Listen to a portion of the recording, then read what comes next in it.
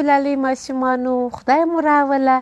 نن موږ یو نوی میلمه لرو، نازولی توتي مو میلمه دی.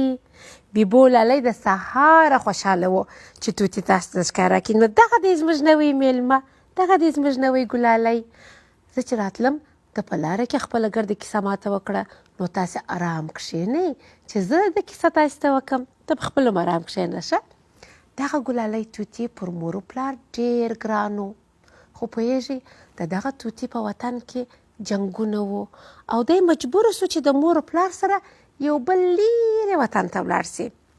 څه وایي؟ د زما ګلالۍ وایي چې دی په تیاره کې ولاړی، نه په الوتکه کې نه دی تللی، دی خو وزرونه لري، داسې په وزرو باندې پر ولاړی بل چیرې. کله چې دا نوي وطن ته ورغلی نو د ده غریب ژبه نه وه زده، د په د نورو مرغانو سره خبرې نه سوای کولی. ښه وایي سبقونه مې هم نه زده کېدل. و دی په ښوونځي کې د ټولو تر شا به ناست و او درس یې هم سم نه زده کېدی. خو څو میاشتې وروسته د توتي نوې ژبه زده سوه، ډېره ښه یې زده سوه، د نوي ملګري هم پیدا کړل، درسونه یې هم ښه زده کېدل.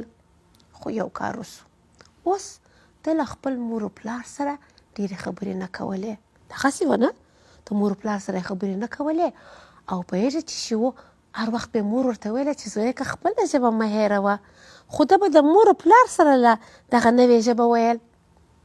یوه ورځ د ده ښوونکي ده ته په مکتب کې وویله چې بله اونۍ د میندو او پلرونو سیالي ده، نو هره کورنۍ د یو شی جوړ کړي او وګورو چې د چا لاسي کار تر نورو ښه دی.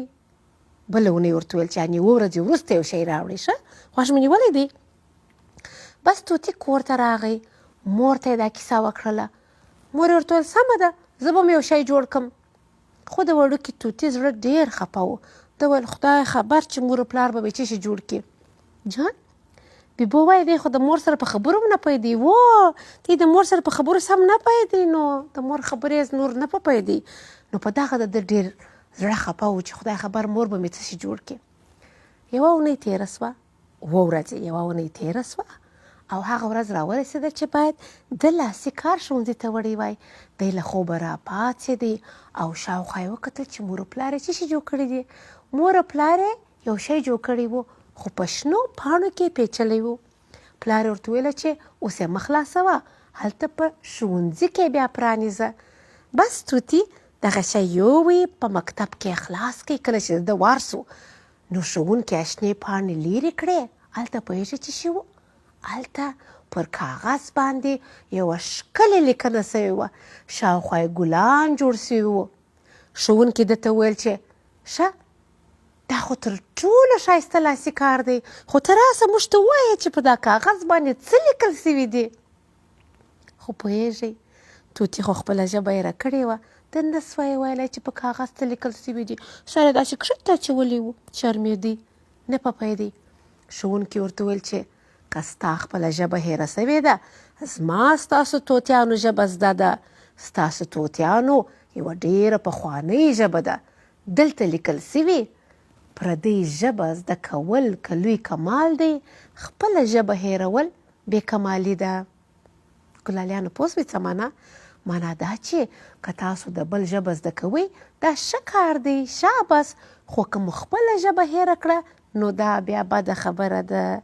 له هغه ورځې نه توتي ګلالۍ په دې پوه سو چې خپله ژبه به نه هېروي او چې ماښام کور ته رالی نو په خپله ژبه یې د خپل مور و بابا سره خبرې وکړې.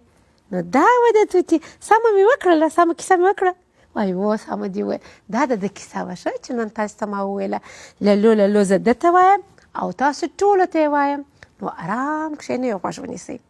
ښه للو للو للو خوب دې درسې تر لیمو، د بل ژبه زده کوه، هم ښه ځان پرې پوه کوه، خپله ژبه مه پرېږده، مه یې کله هېروه.